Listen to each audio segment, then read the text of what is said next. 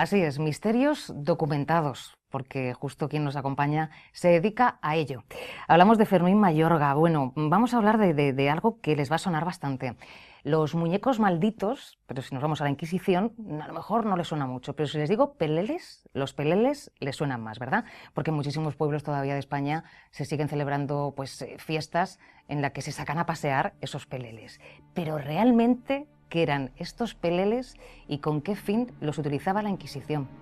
Fermín, cuéntanos.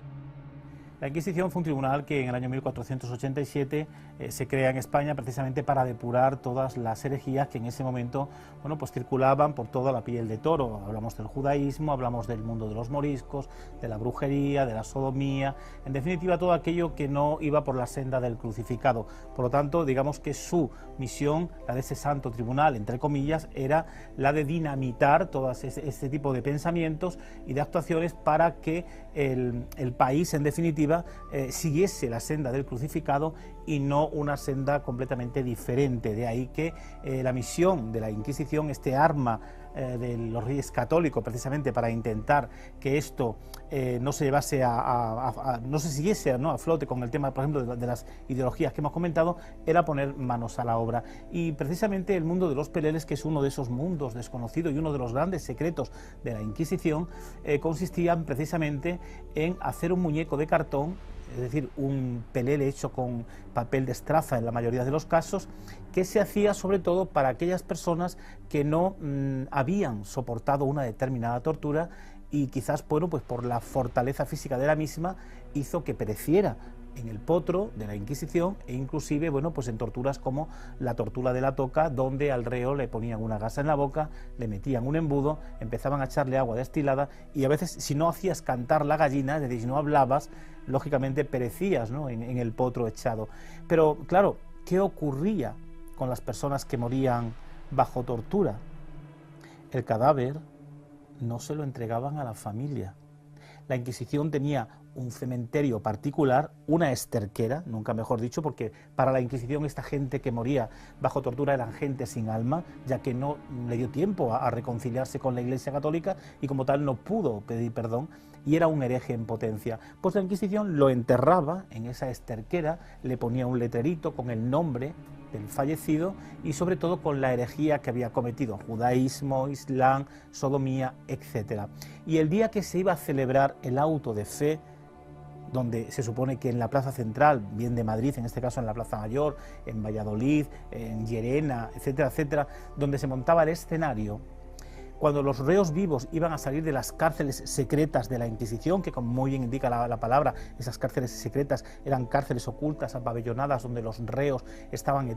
atados a argollas, en la mayoría de los casos, una vez que a los reos, pues ya se les habían vestido con el atuendo difamatorio que la Inquisición le ponía a estos, y que no es ni más ni menos que el famoso traje de nazareno que vemos en la Semana Santa, es un traje de penitente, de penitenciado, era el traje que la Inquisición le ponía a los reos, con el capirote, al que le llamaban coroza, y el hábito. La única diferencia es que el reo que iba a ser quemado en la hoguera, por ejemplo, pues llevaría una cruz roja de San Andrés en el pecho y otra en la espalda, y en dicho hábito llevaría llamas que podían ir hacia arriba. Eso significaba, y la gente que presenciaba el auto de fe distinguía perfectamente todos esos símbolos, las llamas que iban hacia arriba nos estaban indicando que esa persona viva, en este caso, que las llevaba, iba a perecer en las piras de la Inquisición. Sin embargo, si las llevabas hacia abajo, es que en el último momento habías pedido perdón por todo lo que habías desarrollado, y la Inquisición te iba a perdonar de ser quemado vivo, pero no te iba a perdonar la vida, ibas a morir, pero ibas a morir a garrote vil. Y por esa razón la familia, tu familia en este caso, podía dar misas por tu alma, con lo cual digamos que se te había regenerado cristianamente dentro de la comunidad cristiana, pero tu vida se te había hecho desaparecer, ¿no? Pero esta persona que había muerto bajo tortura y que se encontraba enterrada en esa esterquera, en el momento en que los reos vivos iban a salir, la Inquisición desenterraba el cadáver, estuviese como estuviese. Había veces que llevaba incluso 2 y 3 meses y lo ponían en posición supina, sentado sobre un borrico, en unos serones, metido con la horquilla del hereje que le ponían en el cuello para que la cabeza del fallecido estuviese bien visible ante los ojos de la gente, porque nunca nos olvidemos que a través del terror, a través de este tipo de actos, fue como se dogmatizó la mente de los españoles. ¿Y entonces qué fin es el que se perseguía con este muñeco? Bueno, pues a esta persona que había sido desenterrada se le hacía ese muñeco de cartón, se le ponía el San Benito correspondiente y ese traje difamatorio que se le ponían a los reos vivos, el capirote y el hábito con la cruz roja de San Andrés, se le ponía el letrerito en el pecho con el nombre y apellido del reo que había fallecido bajo tortura y la herejía que había cometido, y ese muñeco acompañaría en todo el desfile procesional a los huesos del difunto o al difunto estuviese como estuviese. La gente que visualizaba ese pelele, ese muñeco, ya sabía que era la representación de la persona que estaba en huesos o de 2 o 3 meses sentada, como hemos dicho, en posición supina y con su horquilla del hereje en el asno. Y a partir de ahí, cuando llegaban a la plaza donde estaba el escenario, donde estaba el cadalso, una vez que los reos vivos habían subido y ya se le había leído su sentencia, los últimos en subir iban a ser los peleles. A veces te encontrabas números de 15, de 10 peleles que subían en función de las personas que habían fallecido bajo tortura, y también para los fugitivos, porque mucha gente que huía de la Inquisición precisamente se refugiaba en otros países cercanos a España, Portugal, muchísima gente, y la zona norte de España muchos huían a Francia, pero como la Inquisición portuguesa se carteaba con la española, a veces los cogían en territorio portugués y la Inquisición portuguesa era la que se iba a encargar de dinamitarlos y en este caso, bueno, de ejecutarlos, ¿no? Pero en este caso el pelele escucharía la sentencia en el escenario, en el cadalso, leída por un inquisidor, que iba a ser la de ser quemado en la hoguera, tanto el pelele como los huesos del difunto que habían sido desenterrados o el cadáver estuviese como estuviese. Todos los reos vivos que iban a ser quemados en la hoguera irían en dirección al quemadero. Por ejemplo, aquí en Madrid, en lo que es hoy la Glorieta de Bilbao, ahí estaba el quemadero, ahí se quemaron a muchísimas personas en nombre de Dios, y entre ellos también, como no, a estos muñecos, a estos peleles. Pero cuando se lanzaba el pelele a la hoguera, que solía ser casi siempre al final, cuando ya los reos vivos habían sido achicharrados, chamuscados por las brasas de la Inquisición, al final se lanzaba el pelele y tras él los huesos al que durante la procesión él había estado representando, de ese difunto que había muerto bajo tortura o ese fugitivo. Entonces, por lo que estás contando, la vida del muñeco, de este tan traído y llevado muñeco, no terminaba ahí, sino que todavía le quedaba mucho más. ¿Qué ocurría? Que al pelele se le quitaría el San Benito correspondiente que se le había puesto y simplemente se lanzaba el muñeco. Pero ojo, ese San Benito luego se colgaría en la iglesia del pueblo del reo para perpetuar su infamia y la de todas sus generaciones, con lo cual ya todos sus descendientes, como descendían de hereje, no podían viajar a Indias, no podían utilizar el color carmesí, que era el color de la hidalguía, no podían trabajar en trabajos públicos, digamos que eran gente proscrita, gente de segunda o tercera categoría. De ahí que hubiese en muchísimos pueblos de España verdaderas rebeliones contra la Iglesia, asaltasen templos y destruyeran todos esos San Benitos que estaban colgados en las paredes de las iglesias, porque los templos eran todos menos un lugar sagrado, eran verdaderos humilladeros públicos con ese tipo de atuendos difamatorios, atentando contra la honra permanente de toda una familia por culpa de alguien que había pensado de forma diferente, no cometió ningún delito, es decir, no asesinó a nadie, no robó, simplemente pensaba de forma diferente. Entonces, claro, otra de las frases que se utiliza mucho, ¿no? San Benito. Bueno, pues viene también de aquí, de aquella época de la Inquisición, lo de San Benito. De ahí viene la famosa frase que a veces decimos en tono coloquial de te colgaron el San Benito, porque se colgaba en las iglesias, en las paredes de las iglesias. Inicialmente se colgaba el traje del reo y luego ya a posteriori, a partir de 1700, pues como prácticamente quedaban empapeladas de San Benito las iglesias, lo que hacían eran mantetas, eran especie de paños cuadrados donde se le pintaba una cabeza con un señor de barbas, con 2 tibias debajo de la misma, y debajo de esas tibias el nombre, apellido del reo, la herejía que había cometido y el año en que fue de alguna forma, bueno, pues sentenciado a ser quemado junto al pelele. De ahí que hoy en día en muchísimos lugares de España, precisamente, bueno, pues veamos esa quema de muñecos, de peleles, que la gente no la relaciona con la Inquisición y es pura Inquisición, porque la Inquisición precisamente en día de fiesta mayor, a veces en San Juan, por ejemplo, que suele ser un día muy mítico, bueno, o en otros días de fiesta, en carnavales, solían hacer este tipo de actos en los pueblos para recordar la mala imagen de aquel que había cometido la herejía, y este ejemplo servía como catequesis para que el resto de vecinos no cayesen en los mismos errores que había caído aquel.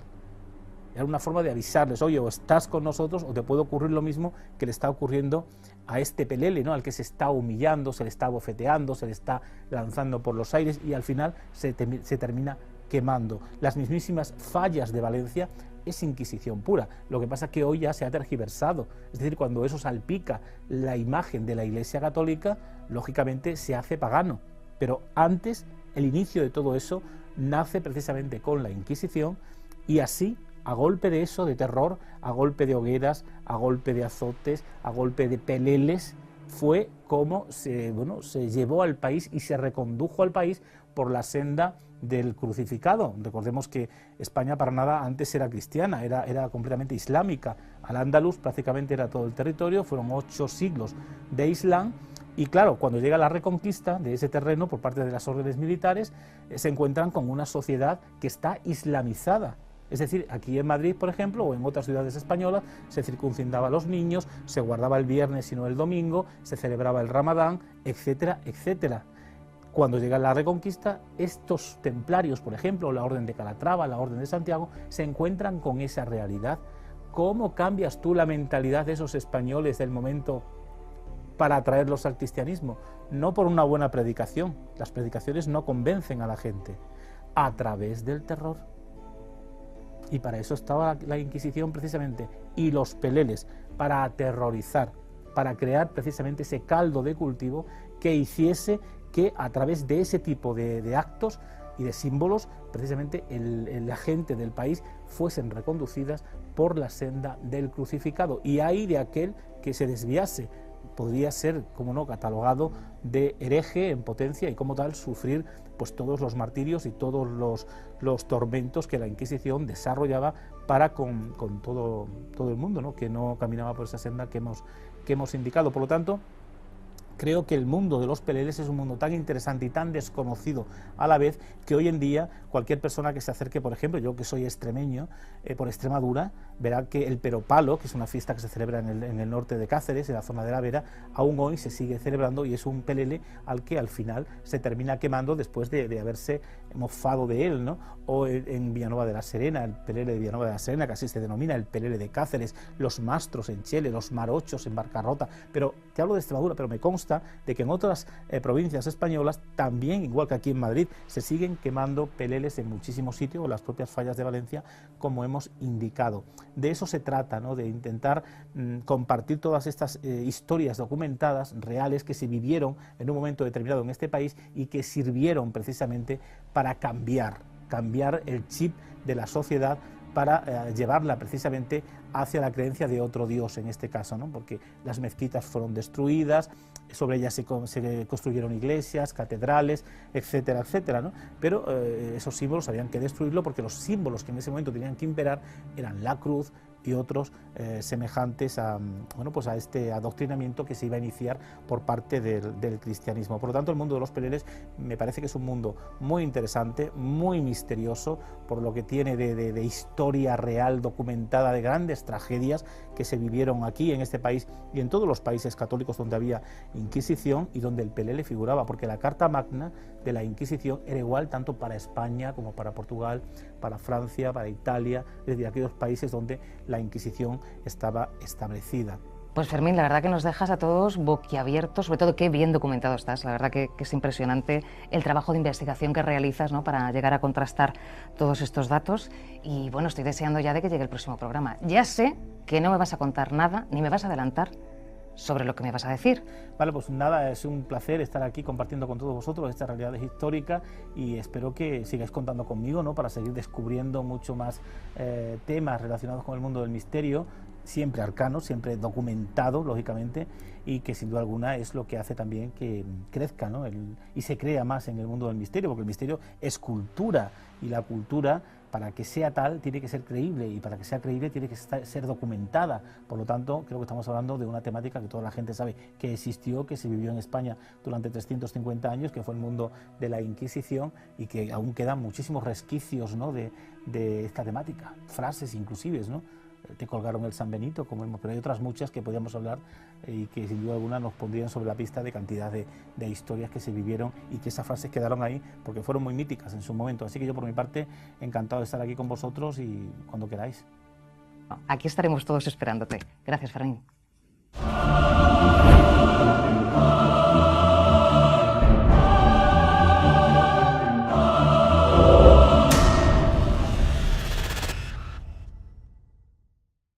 Las herejías que en ese momento, bueno, pues circulaban por toda la piel de toro. Hablamos del judaísmo, hablamos del mundo de los moriscos, de la brujería, de la sodomía, en definitiva todo aquello que no iba por la senda del crucificado. Por lo tanto, digamos que su misión, la de ese santo tribunal, entre comillas, era la de dinamitar todo este tipo de pensamientos y de actuaciones para que el país, en definitiva, siguiese la senda del crucificado y no una senda completamente diferente. De ahí que la misión de la Inquisición es... Mayorga, bueno, vamos a hablar de algo que les va a sonar bastante. Los muñecos malditos, pero si nos vamos a la Inquisición, a lo mejor no les suena mucho, pero si les digo peleles, los peleles les suenan más, ¿verdad? Porque en muchísimos pueblos todavía de España se siguen celebrando pues, fiestas en las que se sacan a pasear esos peleles. Pero realmente, ¿qué eran estos peleles y con qué fin los utilizaba la Inquisición? Fermín, cuéntanos. La Inquisición fue un tribunal que en el año 1487 se crea en España precisamente para depurar toda este arma de los reyes católicos, precisamente para intentar que esto no se llevase no se siguiese a flote con el tema, por ejemplo, de las ideologías que hemos comentado, era poner manos a la obra. Y precisamente el mundo de los peleles, que es uno de esos mundos desconocidos y uno de los grandes secretos de la Inquisición, consistían precisamente en hacer un muñeco de cartón, es decir, un pelele hecho con papel de estraza en la mayoría de los casos, que se hacía sobre todo para aquellas personas que no habían soportado una determinada tortura y quizás, bueno, pues por la fortaleza física de la misma hizo que pereciera en el potro de la Inquisición e inclusive, bueno, pues en torturas como la tortura de la toca, donde al reo le ponían una gasa en la boca, le metían un embudo, empezaban a echarle agua destilada y a veces si no hacías cantar la gallina, es decir, si no hablabas, lógicamente perecías, ¿no?, en el potro echado. Pero claro, ¿qué ocurría con las personas que morían bajo tortura? El cadáver no se lo entregaban a la familia.